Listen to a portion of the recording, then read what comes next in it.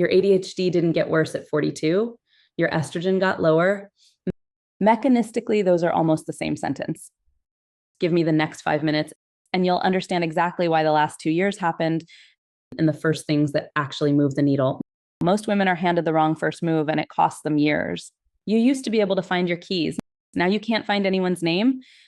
The hyperfocus you could summon doesn't show up. You know exactly what to do, and you cannot make yourself start. Your fuse is shorter than it has ever been. The systems that worked for 20 years, the lists, the routines, the workarounds stopped working, and you were told it's stress, anxiety, just perimenopause, or you were told to increase your dose. Those answers are incomplete, and some of them are making it worse. Here is what almost no one explains properly. The strategies that carried you were always running on a hormonal foundation you couldn't feel. Estrogen was never just a reproductive hormone.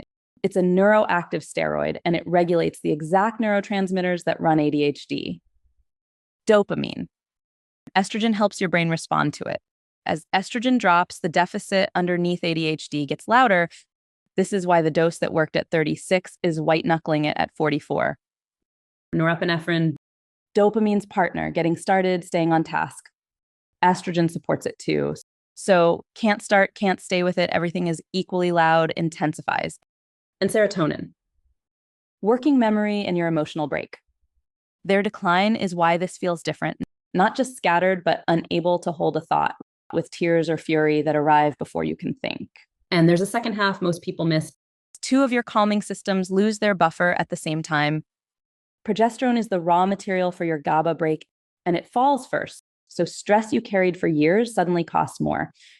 Your endocannabinoid system, the background thermostat for mood and sleep, runs on estrogen to stay steady. And as estrogen swings, that buffer gets shaky too. This is why you can feel raw, wired, and unable to sleep even when you're exhausted. It is not a character flaw. It is 4 neurochemical systems recalibrating at once. So here's the reframe that changes everything. This is not at its root a medication problem. It's a hormonal environment problem, which means there's a second lever almost no one told you exists, and there's an order that actually works. Not a supplement first. Food and movement first, because they cost nothing, and I have watched them do more than any bottle. 30 to 40 grams of protein at breakfast, before anything else.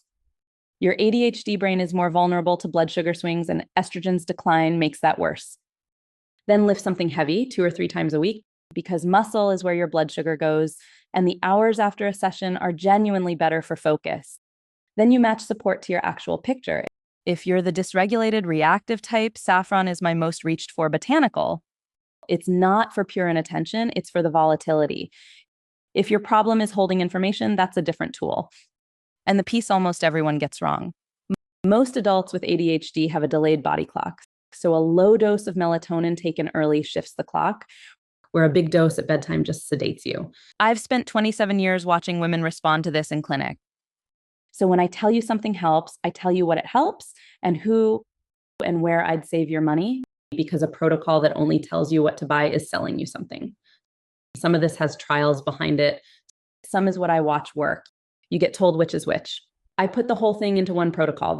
The full mechanism, the 5 tiers with exact doses and a best for on everyone, the movement and sleep pieces, the labs to run, and what to bring your prescriber so you walk in with the whole picture instead of half of it. It's 29 pages. It's the sequence I actually use, and it's yours for $47. The link is on the screen. One thing I need to say plainly, this is education, not a diagnosis. A formal assessment and any medication decision belong to your prescriber. This works alongside them, never instead. You are not losing your mind, and you are not failing at something you used to manage. You didn't lose the brain that built your life. You lost the conditions it was running on, and conditions can be rebuilt.